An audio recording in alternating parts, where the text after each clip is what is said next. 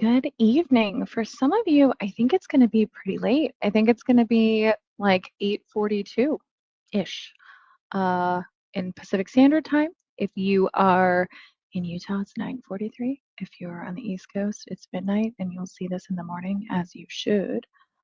Give me 1 second. I just want to make sure that everything is up and running. Yeah, last time we did this, we didn't have audio for the first 10 minutes, and that was annoying. So, couple things. One, how the heck is everybody? I think every person that I've spoken to lately is a little bit on edge. And I think my goal, if you guys know me, I don't stress out about much of anything.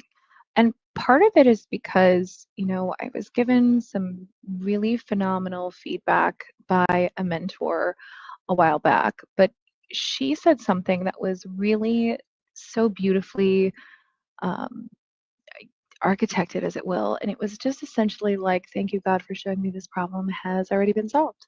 Now, you may not be a believer in God, as it were, and that's okay. You don't have to be. But I do think what is really powerful about that is that it relieves some of the, um, I guess, the stress, because sometimes we just can't control everything that we want to control. And I think for anybody that's been in business for a certain amount of time, I think you just got to know that, like, not everything is going to go the way you want it to all the time. And not only that, sometimes you realize that you you can't there's certain things that we know to be true. Okay. So, one of the biggest conversations that I've gotten to participate in since 2010 has been the conversation around artificial intelligence. And the other thing that really strikes me is that not everybody understands that there are stages of growth and investing in your own education and learning. And that kind of being an ostrich or sticking your head in the sand isn't going to take away from the fact that you're going to have to adapt, change, be a little bit more agile in the things that you think about as they relate to your business or your company. And this applies whether you're a corporate employee, whether you're a founder, whether you're raising capital, whether you're in a services based business, it actually doesn't matter, because the reality is the inability to adapt and be agile is, I think, the downfall of so many. You can look to history for companies that refuse to adapt, right? Like Blockbuster Video. How many blockbusters were there, and how much was that a part of our, you know, boomer, Gen Xer, elder millennial like era? I mean, for a lot of us, that's where we went on Friday night. And you wanted to get there at the right time, and you were hoping to get the right video. And there's a whole generation, and there was kind of a missed opportunity in some senses because you didn't have the opportunity to adapt, right? And so we've seen this time and time again. And we also see how things can come full circle. So let me give you a great example of something that I think is really impactful and full circle as an example to give to you. And I have notes because this is who I am, right? And when we look at periods of time, as people keep throwing around words like recession, right? For some of us, we don't feel or experience that. And that's not because we don't want to, like, I don't want to diminish that for some people right now, losing jobs, etc., can be really tough. I don't want to diminish that to any of you. But I do want to offer you some things to consider that were born in 2008 or a little bit before that. So let me give you a thing. 2008, for most of us, that were, I gave birth in 2007. So 2008 was like, oh God, I got a kid. Life is happening, right? But here's something fascinating, right? What we know is in 2008, what was born? So Airbnb, right? The US launch of Spotify was in 2008. Now, in 2006, it was launched in Sweden, but made it to here in '08. Uh, Dropbox, Cloudera, Groupon, right? Like, these are all things that we know today to exist, right? Rent the Runway, Square, which is now, Block, BuzzFeed, Huffington Post. Now, here's the thing, okay? Airbnb launches in '08. Everyone loves it. I want you to think of the narrative about Airbnb today. And the reality is Airbnb's marketing and PR team could start to pay attention to the complaints that their users have against that platform, which is what? Why do I have to do all this cleaning work inside of a place that I'm staying at if you're still going to charge me a $200 to $300 cleaning fee? So you saw this like early adoption wave, right? And then it kind of settles. And then there's spikes, right? And then all of a sudden, people are like, wait a minute. Yeah, I'd actually rather stay in a hotel where maybe the room is going to be cleaned, or I can walk down to the lobby and get a Starbucks, and they're not going to charge me for coming in to tidy the room. Now, some hotels have been like, if we can get people to skip housekeeping and only have, that happen at the end of someone's stay, maybe we give them a discount. So there's incentives, right? So I'm not here to tell you that one thing or another is going to be the solution to all of your problems. But what's fascinating to me is the amount of people that are very resistant to using any type of AI. And let's be clear, AI in consumer facing stuff, um, you know, has been around for a significant amount of time. I think what happens is that there's waves of early adopters that come in that look at something that are willing to just go, okay, what's interesting about this? What's special about this? What's something that I can take and apply it to? And where I'm finding the most success for people that are maybe averse to using AI, the reality is for many master copywriters, they are not worried. They are not concerned. Part of this is because they develop systems and programs and word tracks and things that they know work. And the challenge with AI is when AI is being someone's copywriter, you're seeing like terrible AI language all over the place. And I always think it's really funny that people talk about being special and gifted and talented, yet they all have the same marketing landing pages and copy, right? So let's make sure that we understand that creatives will always have the ability to shine, right? However, when I look at tools that have had AI or things that have worked, um, when we look at algorithms and what they do, right? Some of you are aware that, I was part of, certain projects in different streaming platforms that, essentially created the binging component of things, right? Do you remember like you would start to watch a show and then it would stop and then ask you if you want to watch the next episode? And then all of a sudden there was a shift. House of Cards on Netflix was one of the shows, the American version, where the release of this, like, okay, the episode's over, it's just going to go into the next. It didn't give anybody a choice to say, do you want to do this or not? So the goal obviously being on platform. So when we look at like AI, let's be clear, AI has been used with Google since like the early 2000s. When we look at Facebook, about 2006 to 2009, obviously Amazon as well. But my first introduction to AI was in 2010 when I started working for a business intelligence company. And, there was different, names that were kind of ancillary around it. Some of it was like predictive analytics, right? They had all these different ways of saying AI because you couldn't necessarily call it AI without people being like, what? And so I think it's really important that we all remind ourselves it's been around, it's going to continue to be around. And the best way that I see people adopt is to figure out a business use case and a personal use case. And here's the thing.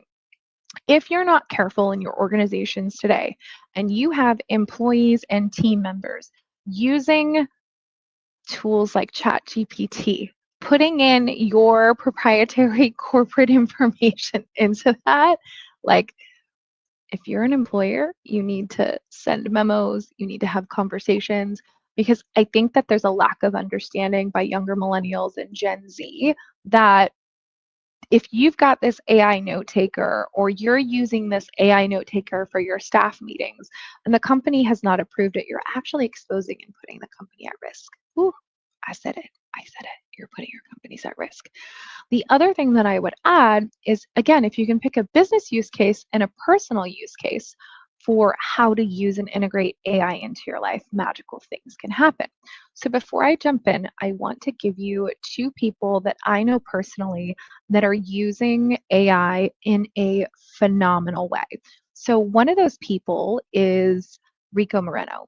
And what Rico has done, he's an actor, he's a producer, he's done incredible work for the NFL, for different Major League Baseball teams. But one practical use case and application for AI that he's done has been to upload things with masking certain markers and information on them, but looking at things to explore his relationship with food, being potentially pre-diabetic, his A1C, and being able to create kind of a framework to operate in to understand how blood sugar is affecting his life and how foods and what they do to spike blood sugar, all of that stuff.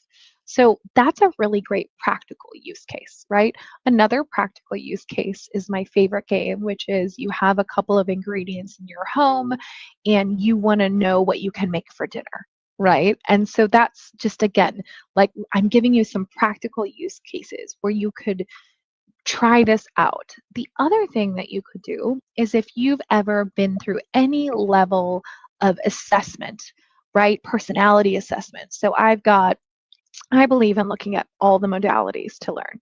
So I uploaded my astrological birth chart, my disc, my Colby, my human design, my color code test, all of these personality assessments, and worked with AI to understand, hey, where are my gifts? Where are my gaps? What type of people am I going to naturally fit with best, right? What type of people are going to be the best clients for me? Now, here's what's funny. Before I prompted everything into AI, I just wrote out what I thought it was based on data, past client analysis, and all of this other stuff. And what I discovered was when I went to AI, like it wasn't that far off from what I thought it was. So it was a great validator of okay.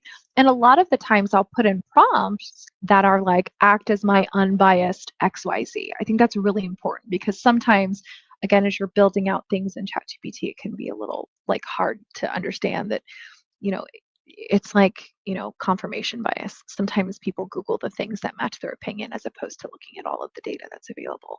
So one of the things that I have worked really hard to do is to normalize incremental use of tools to full adoption, meaning let's try these things in really short, practical sprints that will allow you, in no uncertain terms, to experience kind of the wins that you can have from AI. And again, when we look at spectrums and things that happen, right? Everyone right now, it's like when Clubhouse was launched in 2020. Those of us that were early adopters and ended up meeting networks of people taking those relationships offline, building better relationships with one another. And, we kind of almost got off the platform because we found our little tribe. There are people that I will probably tag in the comments that, I met as a result of Clubhouse. So let me break down how this worked. Again, early adoption, but Rich Goldstein, fantastic trademark and patent attorney, met on Clubhouse. Rich, because of Rich, I actually was introduced to Jay Miller, owner of Kyber Consulting. Okay. I met Susie Albert Miller, who is a very valued team member and partner on Clubhouse. I also met dear friend Stefan Lovegrove, right? Amazing human being, a phenomenal life coach, right? Ken Jocelyn, right?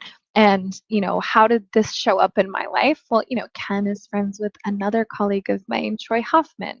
And Susie, I introduced to one of my clients, Tony Child, and now she's a part of, not only has she been an advisor to him, but she's been an advisor for BU training. She also is, another senior advisor at Breakthrough Mastermind with me. So, like, it's all connected. And if we can take some time to just get over our fear and do the work, what we'll find is there's wonderful things that can happen on the other side. So, why am I telling you this?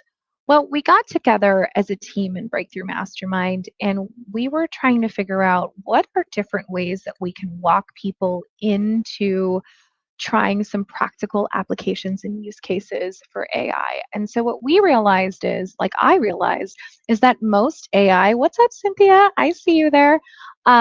Most AI prompts that people put in are really bad. And that's why you see so much sameness across the coaching industry right now. That's why you see so much sameness in events, right? Where it's like, unleash your blah, blah, blah. It's like, that's the shitty messaging, right? That being said, we as a team decided to put together a webinar that allows people to experience a couple different humans or use cases for teaching you how to actually do better prompting, how to think more intentionally about what you want to get from the tool. Because if you architect properly what your goals are, what you want to accomplish, the business use case, what markers are good for you to measure the success, then you take that and you work within the prompting system to develop better prompts, better questions, better ways of creating your GPTs, and that's where all of the magic happens. So I'm going to drop into the comments with all of you the link for the webinar. It is next week. It is May 7th. It is 12 to 3 PST. I invite you all to come hang out. There is a promo code if you want to attend for free.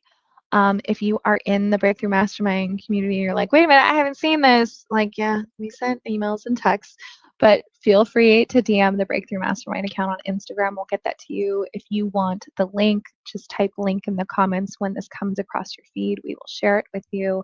But again, I just want to bring it to everyone's awareness that you don't have to be perfect in your essentially like your initial stages, but we want to teach you, how do I figure out these things? How do I figure this stuff out? So let me give you an example kind of in real time of what, a crappy prompt looks like and what a great one looks like.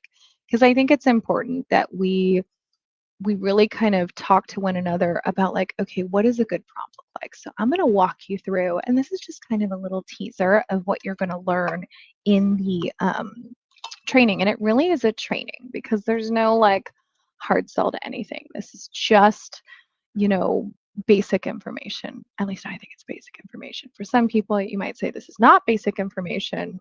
Totally fair and valid. So here we go. Here is our essential kind of ChatGPT. You're logging in.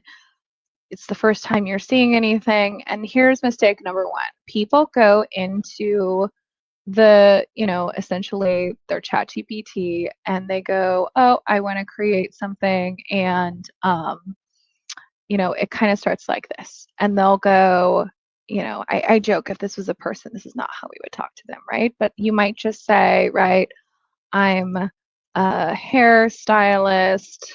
I need 30, pieces of content for social media, right? And then what happens is, of course, it's going to give you the most generic ass answers you've ever seen in your life, right? Because what it's going to do is just like, you didn't give it any definitions. And so, like, a better way of doing this, right, might be, I'm, a hairstylist in an affluent area. I charge more than everyone by 25%. I'm a master colorist, right? trained by, I don't know, I'm going to make this up. I don't know much about hair, so this is probably a bad example. Trained by Paul Mitchell, worked on celebrities, and now relocated to my dream city. Because of this, I'll need you to serve as my social media and viral content strategist to help me develop a cohesive strategy across Instagram, right? And TikTok. Ask me a minimum of 10 questions. I'm going to say 10. Okay, of 10 questions. I'm sorry, my dyslexia is pretty bad to get to know me better, right?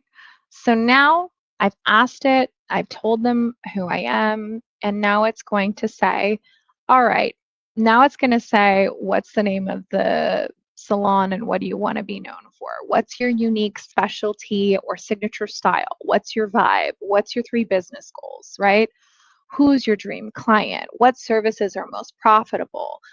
Do you offer any VIP experiences, memberships, or packages? Do you want your content to feel polished or do you want it to feel curated, raw, and real? Are you comfortable being on camera or would you prefer voiceover and B-roll? Are there creators that you love or competitors whose content you admire? Where is your salon located and how far do people travel? So you're going to answer all of this, right? Now, here's something to really know. I'm just going to say I'll need a few minutes to answer these questions. But while I'm doing this, can you take a moment to survey the area in which I'm located in Del Mar, California, and assess the market and the potential of opportunity therein, as well as summarize the average cost of, balayage, I don't know, right? Color in the area. That's like the one hair thing I can remember is balayage, right? And so now what's happening is a little bit of work is being done here. It's pulling up some information. It's going to give us, essentially, hey, you're in an affluent area. And then it's going to start to tell us about our region. So it's saying Dell Beauty Box, Biolage starts at 250. Megan Kelly Hair, shout out to you. I don't know who you are, but you're the blonde whisperer. That's what ChatGPT says. And then Radici Hair Salon, right? These salons cater to clients that are seeking quality and willing to invest, right? Based on the data, right? And again, it's saying, hey, your pricing is there, but here's your opportunity to differentiate, right? And here's some strategic recommendations, right? And again, it can start to tailor once I answer those questions. So that's a great example of something pretty kind of normal. Now, here's an example of where we can start to apply and integrate ChatGPT into a personal use case, right? And this could be, I am a neurodivergent entrepreneur who is struggling with focus. Can you help me create a strategy to get out of functional freeze or executive dysfunction, right? Ideally, things that are easy to implement and don't feel overwhelmed, right? So again, this is just like a basic prompt, right? And so now it's saying, hey, here's some things that you can do. Anchor your day, which is just starting with one small, clearly defined thing to do, right? And again, we're just running through this, and this is your non-negotiable micro win. I love that, right? Keep it under 15 minutes. you could say, respond to one email, pay one invoice, record a 60-second talk. And again, now I could say, maybe ask me, questions to identify what resonates or what potential sabotage I could bring to my own success, right? And again, I'm just prompting, I'm asking more questions. So what it's talking now, it's like, hey, there's 12 reflective questions for you to think about, right? I'm going to share these with you because I think these are really interesting. Like, when do you feel most clear and focused during the day, morning, afternoon, or evening? What types of tasks do you find energizing versus exhausting? When do you do get into flow, what helped get you there? Was it environment? Was it music, body, state? Was there a deadline? For mental clutter and executive dysfunction, what does your internal dialogue sound like when you are frozen or procrastinating? Is it, I'll do it later? What's the point? It has to be perfect. Do you tend to avoid starting things, finishing things, or both? What do you think drives that? Do you notice patterns around your burnout or shutdowns? So again, that's a great way of looking at things. And then you can go into like, what tools should I be using? Now, something that you can do is you can actually go down here and upload a document, right? So maybe you have blood work. You can say like, act as my specialist and look at this in relation to this and figure out. So I have a very vast one that I've built. It's very personal in nature, but it ties in a very specific blood disorder that I have, the fatigue that comes with that, being on the spectrum, all of these different characteristics, and it's been really phenomenal. So again, I just want to say that if you're resistant right now to using any type of kind of ChatGPT because you know that you've got something special, the reality is that there's going to be a lot of people who aren't as special as you that people are going to work with because they took the time to learn these skills. It's the same speech that I've been giving to clients for freaking ever, which is when they tell me, well, they're not as good and they don't do that. And then it's like, okay, but they're there and you're not. Okay. So again, the invitation is open for you to attend as my guest next week. If you have any questions, feel free to DM me. As always, I encourage you to come in and play and just be open. And again, we will record it, but I highly recommend that the magic that you seek is in the work that you won't do. So block the time out, come on, ask the questions. Now, will you be able to watch the webinar? Yeah. But if you want to participate, if you want to ask questions, if you want us to answer your stuff in real time, then you'll have to be on the Zoom. And to get the Zoom, like you have to register. Okay. And again, it's $0 if you come as my guest. So I highly recommend that you do. I would love to have you there. I would love to see you. And that's all I got to say about that. So from Marissa, your friendly executive cat herder, that's it for me. Have a great night. Bye.